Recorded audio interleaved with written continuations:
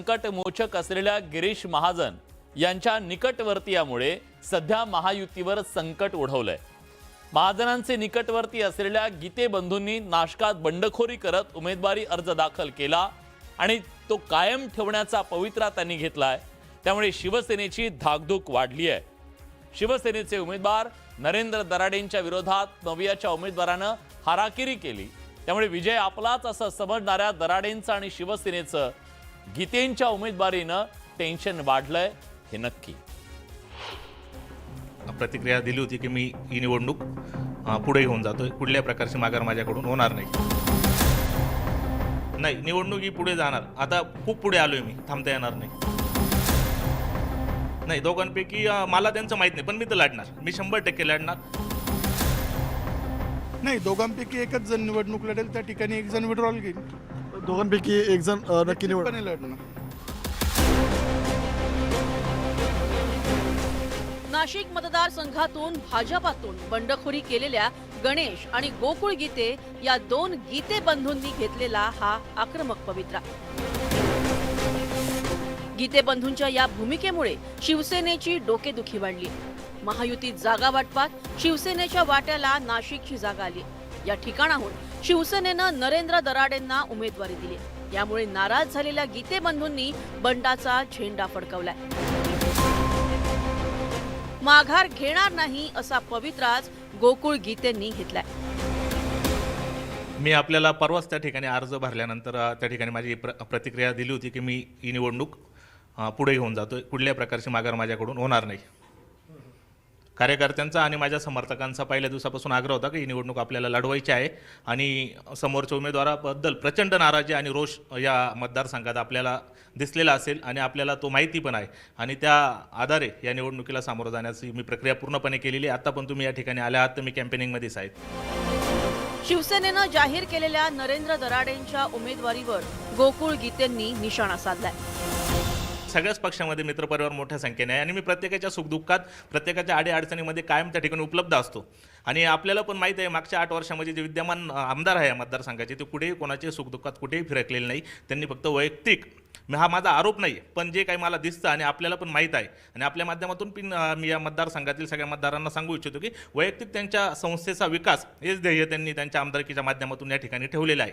नाही, दराडेंनी गेल्या 8 वर्षात कुठलाही लोकांशी संपर्क पण ठेवलेला नाही। ते कुठे आलेही नाही, गेलेही नाही, निवडून गेले त्यानंतर ते त्यांनाच माहिती कुठे होते 8 वर्ष। आणि आता नवीन निवडणुकीच्या जर तोंडावर त्यांना परत उमेदवारी दिली तर त्या ठिकाणी मोठ्या प्रमाणावर मतदारांमध्ये नाराजी आहे आणि त्याचा निश्चितपणे मला फायदा होईल। एकीकडे नाशिकमध्ये गोकुळ गीते ही भूमिका घेत असतानाच तिकडे मुंबईकडे आलेले त्यांचे बंधू गणेश गीतेंनी मुंबईत न्यूज 18 मराठीच्या प्रतिनिधींशी बोलताना निवडणुकीत लढण्याचा पवित्रा कायम ठेवलाय।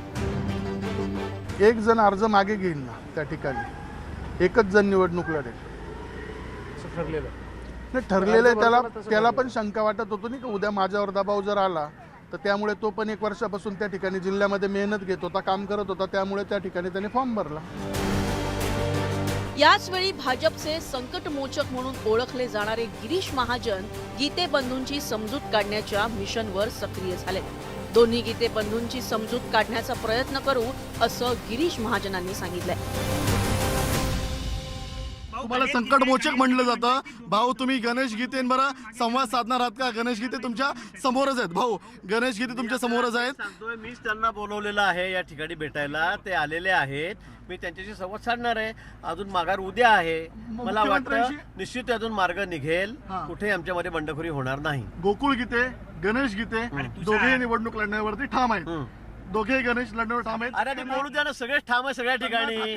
चर्चा झाल्यावर, बोलल्यावर यातून मार्ग काढता येईल आणि निश्चित 100% मार्ग निघेल। विशेष म्हणजे गणेश गीते आणि महाजन मुंबईत भूमिका मांडत असताना गोकुळ गीते हे आमच्या नाशिकच्या प्रतिनिधीच्या मोबाईल फोनवर त्यांची प्रतिक्रिया जाणून घेत होते। निवडणुकीतून माघार घेणार नाही अशी भूमिका त्यांनी कायम ठेवली आहे।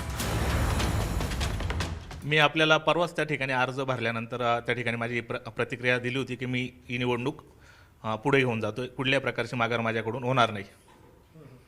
कार्यकर्त्यांचा आणि माझ्या समर्थकांचा पहिल्या दिवसापासून आग्रह होता की ही निवडणूक आपल्याला लढवायची आहे आणि समोरच्या उमेदवाराबद्दल प्रचंड नाराजी आणि रोष या मतदारसंघात आपल्याला दिसलेला असेल आणि आपल्याला तो माहिती पण आहे आणि त्या आधारे या निवडणुकीला सामोरं जाण्याची मी प्रक्रिया पूर्णपणे केलेली आहे. आता पण तुम्ही या ठिकाणी आल्या आहात तर मी कॅम्पेनिंगमध्येच आहेत. नाशिकमध्ये बंडखोरी करणाऱ्या गीते बंधूंचं बंड शमवण्यासाठी शिंदेंच्या शिवसेनेचे संकटमोचक म्हणून ओळखले जाणारे उदय सामंत नाशकात दाखल झाले होते.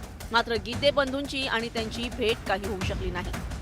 हे दोन्ही बंधूंच्या बाबत मी म्हटलं, गणेशजी असतील किंवा त्यांचे बंधू असतील, गोकुळ या दोघांच्या बाबतीमध्येच मी बोललो की गिरीश भाऊनी याच्यामध्ये पुढाकार घेतलेला आहे. गिरीश महाजन साहेबांवरच माझी उमेदवारी अवलंबून आहे असं देखील त्यांनी सांगितलेलं आहे.